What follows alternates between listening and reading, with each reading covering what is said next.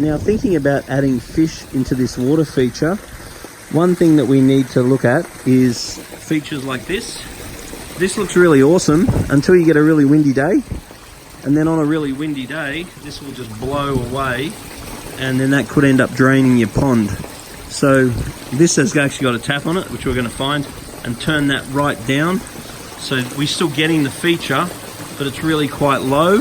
So therefore it won't be as exposed to the wind.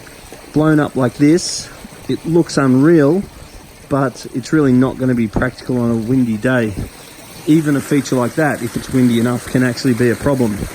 So the next question is, how often do we leave this filter on? So this is sort of a filter in that there's pebbles all over the bottom of this pond, and it's going to grow plenty of good bacteria on these pebbles. And if we don't have too many fish in this situation, we'll be totally fine.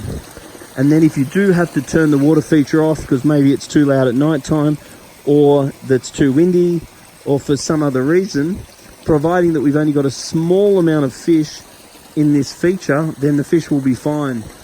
If we've got a large amount of fish and that they're dependent on these features for oxygen, then we're going to have ourselves a problem.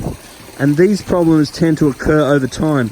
So you tend to put a bunch of fish in there, and while the fish are young and the fish are small, everything's okay. Even if you do turn off the water feature every now and then, there's no real problem. As the fish get bigger and they start to challenge the capacity of this water feature, that's when we're going to have a problem.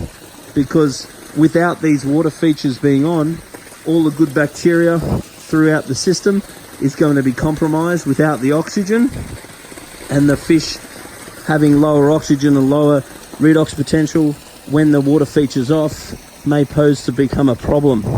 So in a perfect world, these water features stay on all the time.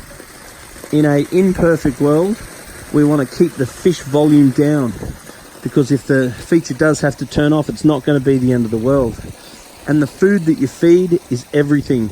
Make sure you feed a really good quality food, like a probiotic food. And every now and then just bring a sample of water down to the shop. And the things that we'll really be interested in testing is your pH, your GH and your KH. So you do want to make sure that you're adding a GH salt, some KH buffer, and some water ager whenever you're adding new water to the pond or doing a water change.